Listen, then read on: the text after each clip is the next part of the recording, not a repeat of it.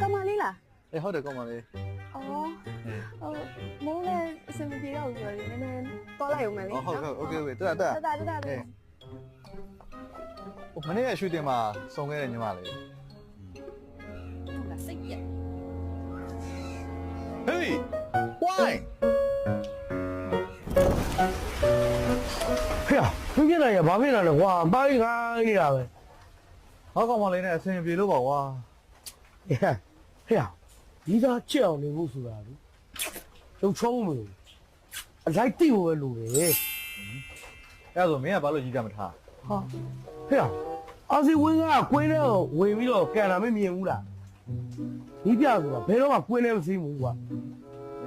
သူလည်းချန်ပီယံလေးရရင်ကိုင်းနဲ့ဝင်ပြေးနေမှာပေါ့ ။အားရအောင်အလိုက်မလို့ဆိုတာမင်းအဲ့ဒါကိုပြောတာ။မင်းအာဆင်နယ်တော့လာမပြီးနဲ့ရ။မင်းကိုစောပြစ်ခဲ့ရမှာ မာလာရှန်ကောနဲ့တင်မော်ဒီတောင်ဆက်ဆက်လေးစားကြတယ်ဒါပေမဲ့ဈေးကြီးနေတယ်စားတော့ပါ ။လုံချုံးမလို့အလိုက်တိဖို့ပဲလိုတယ် ဟောဘေဘီကလည်းဈေးကြီးလဲဘာဖြစ်လဲကိုဝယ်ကျွေးမှာပေါ့ဟုတ်တယ်မလားနော်နှစ်ခုလုံးစားလိုက်နော်ညီမလေးဟိုဟာယူရီးယားတင်မော်ဒီတောင်းနဲ့မာလာရှန်ကောလေးတစ်ပွဲလား တော့ချင်းစမ်းစမ်းပါအားနဲ့လေအသက်ကြီးကြီးလာလားစပုံလေးလည်းအရင်ကျော်သားရည်လည်းအရင်မကောင်းတော့အမွေးချုပ်ချုပ် ဟုတ်လားဟာတိုက်ဆိုင်အစားတော့လေဘေဘီကို surprise လုပ်ဖို့ဆိုပြီးကိုကတော့ရတာအခုတခါလေးပေးလိုက်တော့မယ်ဒီ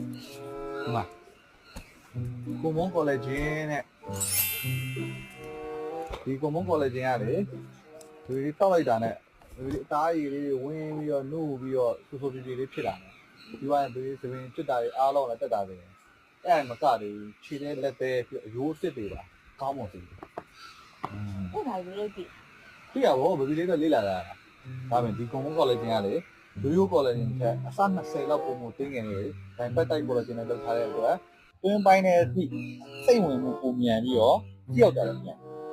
တစ်ခါရဲတောက်သွားနော်တစ်ခါရဲဖြိုပေးလိုက်မှာဆို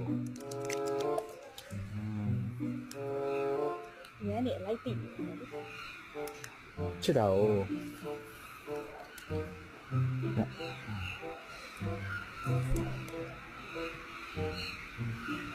တောင်းရရလား တောင်းလိုက်တောင်းမယ်နော်